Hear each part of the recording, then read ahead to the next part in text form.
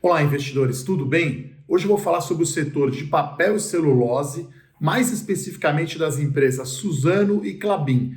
Vou explicar aqui as principais diferenças nas empresas e nas suas teses de investimento. Mas antes de começar esse vídeo, vai lá, se inscreve no meu canal, deixa aquela curtida e clica na notificação para você saber quando tem conteúdo novo. Então aqui inauguro no canal uma nova série de vídeos chamada Mata-Mata. Então eu vou trazer aqui a minha visão sobre o setor de duas empresas de papel e celulose, a Suzano e a Klabin, e eu não vou ficar em cima do muro e vou escolher uma empresa para investir. Aqui eu faço um disclaimer muito importante, que esse vídeo não é uma recomendação de compra para as ações, e sim qual que é a minha preferência entre as empresas no curto, médio prazo e no longo prazo. Então, respondendo aqui, indo direto ao ponto, para curto prazo, aí para 2 anos, eu prefiro investir nas ações da Suzano, e no longo prazo aí de 2022 em diante, eu prefiro a Klabin. E aí eu começo aqui o vídeo, então, primeiro explicar a grande diferença entre as empresas. Apesar de elas terem base florestal, os produtos são muito diferentes. Então, para começar, a Suzano praticamente é 100% fibra curta de eucalipto. O principal produto dela é celulose de mercado, que é uma commodity. Já a Klabin, ela tem uma floresta mista. Ela tem tanto o pinheiro, que é a fibra longa, o papel marrom, principalmente do kraftliner, e o eucalipto, que é a fibra curta. E a Klabin tem aí os cartões revestidos. Então, basicamente, essa é a diferença. Você tem uma floresta muito mais integrada entre pinheiro e eucalipto na Klabin, e a Suzano, basicamente, celulose e fibra curta para exportação de celulose de mercado. No caso da Klabin, então, a celulose de mercado representa 33% da receita, na Suzano é quase 90%. A Suzano também tem uma divisão de papel, principalmente os cartões. Basicamente, acho que essas são os únicos 2 mercados em que as empresas concorrem. Aquele cartão, por exemplo, na caixa do sabão em pó, na caixa do Omo, por exemplo. E a Klabin tem 7 produtos, basicamente. Então, ela tem cartões revestidos e kraftliner, tem caixa de papelão do lado e sacos de papel, como, por exemplo, o saco de cimento. Ela vende madeira e ela também tem celulosas especiais chamadas fluff. Então, a Klabin é líder de mercado no segmento de embalagens. Então, papel kraftliner, cartão, caixa de papelão e sacos de papel. E a Klabin é a única produtora do cartão para líquidos, de embalagens para líquidos chamados longa-vida para Tetra Pak na América Latina. Então, essas basicamente são as diferenças entre os produtos das duas empresas. Bom, agora eu vou explicar um pouco então o perfil de cada empresa isoladamente. Então, vou começar pela Suzano, que é a maior empresa de celulose de mercado do mundo, responde aí por 30% da produção mundial, são 12 milhões de toneladas de celulose e papel, com 7 unidades industriais no Brasil.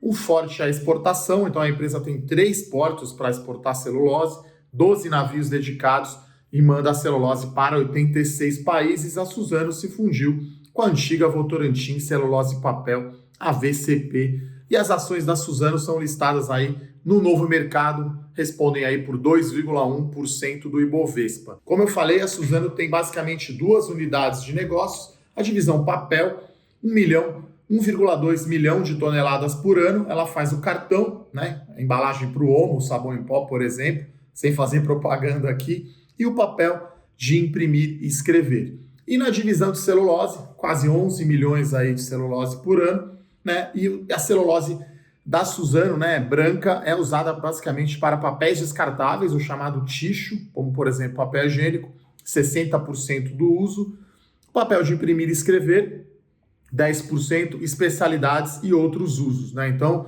a divisão de celulose respondeu aí por 87% aí do EBITDA, da Suzano. Só para ter uma ideia, aí o tamanho, faturamento da Suzano, 6,5 bilhões de dólares ano, em 2019 isso deu 26 bilhões de reais, uma margem EBITDA aí de 40%. E como eu já falei no meu outro vídeo, né, a Suzano tem 88% do custo dela em dólar, né? E se a gente somar custo do produto vendido, despesa operacional, investimento e manutenção, né, a gente tem 58% dos custos da Suzano em dólar. Então, a Suzano, no fim do dia, está 30% comprada net em dólar, né? Então, a cada 10 centavos de variação no câmbio, tem uma variação aí de 500 milhões de reais no EBITDA da Suzano. Olhando aqui para o aspecto um pouco qualitativo, né? Olhando vantagem competitiva, a grande vantagem da Suzano é o custo mais baixo de produção, né? Então, ela tem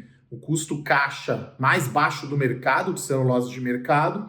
A distância entre a floresta e a fábrica ela é bem baixa, 156 quilômetros, né? Com isso, e tem também aí o ganho de sinergia com a fusão, né, com a Fibria, né? Então, 1 bilhão de reais por ano em 2020, em 2021. Né? Eu já falei aqui sobre a política de hedge da Suzano, mas ela tem 94% da sua dívida em dólar e hoje ela está bastante alavancada, dívida líquida EBITDA em dólar de quase 5 vezes, tá, pessoal? Então, essa é a Suzano. Agora, eu vou falar da Klabin, né, que é a maior empresa de papéis, né, e embalagens de papel do Brasil, né? Então, as ações estão listadas no nível 2, né, de governança corporativa. Elas têm as units, né, KLBN 11, uma ação ON e 4 PN, tá? Então, a Klabin tem uma base florestal mista, né, que tem pinheiro e eucalipto. São 19 unidades no Brasil, em 9 estados, tem uma planta na Argentina, tem uma área muito grande, né, 156 milhões de hectares de floresta de pinos e 100 milhões de hectares de eucalipto. Atualmente a companhia tem uma capacidade aí 3,5 milhões de toneladas por ano, né? Então o projeto Puma 1, que é a celulose de mercado, 1,5 milhão de toneladas, 1,7 toneladas de fibra virgem, com 300 mil toneladas de aparas, né, o papel reciclado. Daí a companhia transforma isso em cartões, em kraftliner, em caixas de papelão e também o saco de papel, tá? Então esse é o negócio da companhia. Então a Klabin é uma empresa de 10 bilhões de reais de faturamento por ano, uma margem aí de 43% e 40% da receita é exportação, tá, pessoal? Então, coloco aqui uma abertura, né, para você ver o faturamento aqui da Klabin do quarto trimestre. Então, como eu falei, celulose de mercado, 1/3, 33%. 1/4 aqui cartões, 26%. A divisão de embalagens, que engloba papelão do lado e sacos de papel, cerca aí de 30%.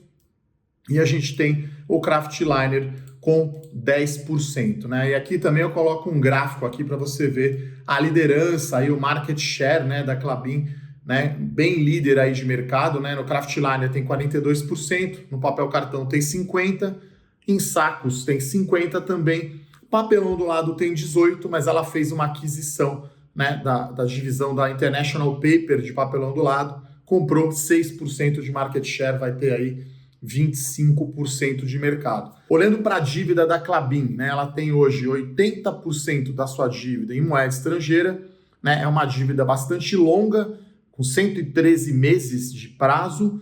A empresa tem uma forte posição de caixa e a alavancagem hoje está em 3,7 vezes em dólar, com a variação cambial, né, esse número em reais subiu para 4,7 e a Klabin não tem uma política de hedge, assim como tem a Suzano, né? Olhando aí para as receitas em dólar da Klabin versus os seus custos de despesas, a gente tem aí de 35% a 40% das receitas vão para o mercado externo e os custos entre 15% a 20%. Então a Klabin está 20% comprada net em dólar, comparado lá com aqueles 30% da Suzano, né? E a Klabin está num novo ciclo aí de investimentos, né? Que é o projeto Puma 2, que são 2 máquinas de kraftliner, que é aquele papel marrom, que é a matéria-prima da caixa, né, de papelão, que é a embalagem da embalagem.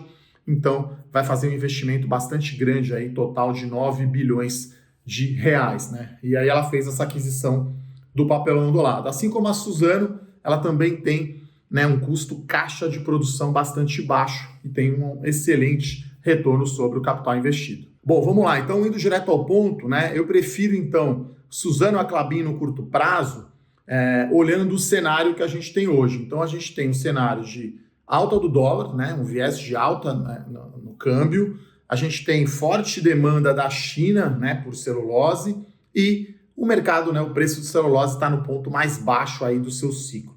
Né? Então, são 5 motivos aí que eu prefiro, então, no curto prazo, né, até o final aí do ano que vem, as ações da Suzano em relação à Klabin. Né? O primeiro ponto, a Klabin tem negócios muito diferentes, dificultam o entendimento do mercado.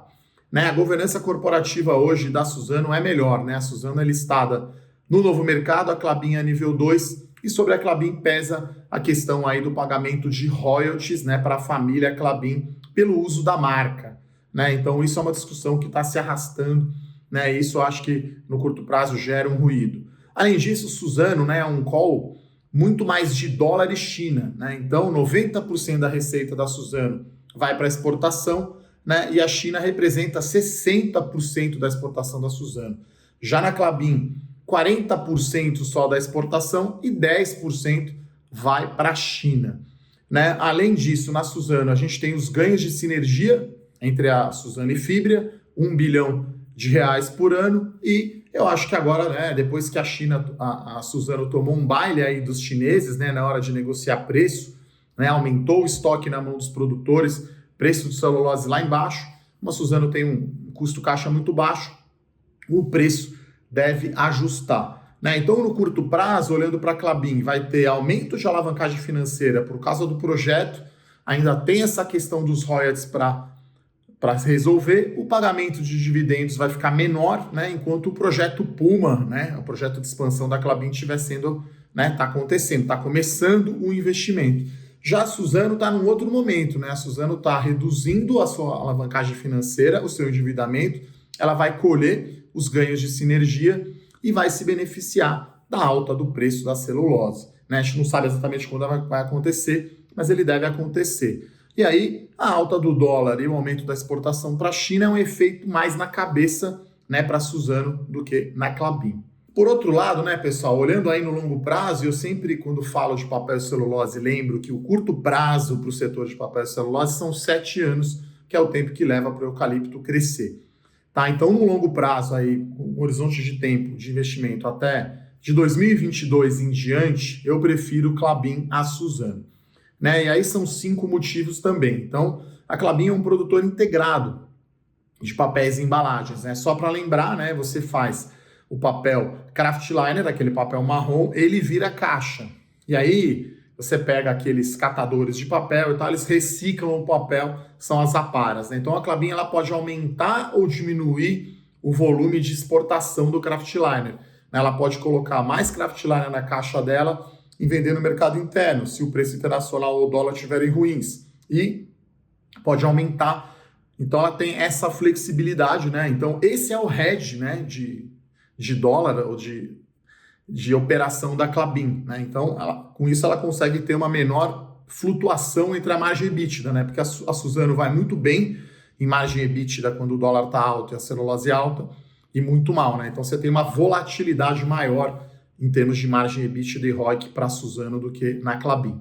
Outra coisa, né, a Klabin tem um mix aí de produto mais diversificado. Como eu falei, são 7 produtos, são muito integrados, né, a fibra, e com esse novo projeto a Klabin vai aumentar um pouco a sua exportação. Né? Só para lembrar, a Klabin fez esse projeto de celulose de mercado, que ela não tinha antes, aumentou a exportação.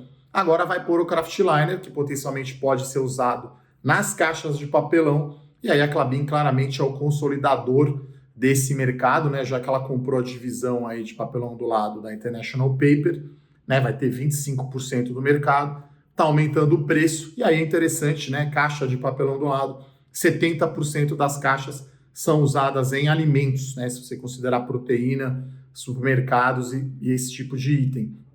E tem também a questão do comércio eletrônico crescendo muito. Então, essa divisão deve melhorar a sua rentabilidade e deve melhorar margem. Com isso, né, com o fim do projeto Puma, a alavancagem vai ter um pico e depois vai começar a cair, a empresa vai voltar a pagar dividendos, né? Ela pagou um dividendo muito bom em 2018 e 2019, deu 5% de retorno em dividendos.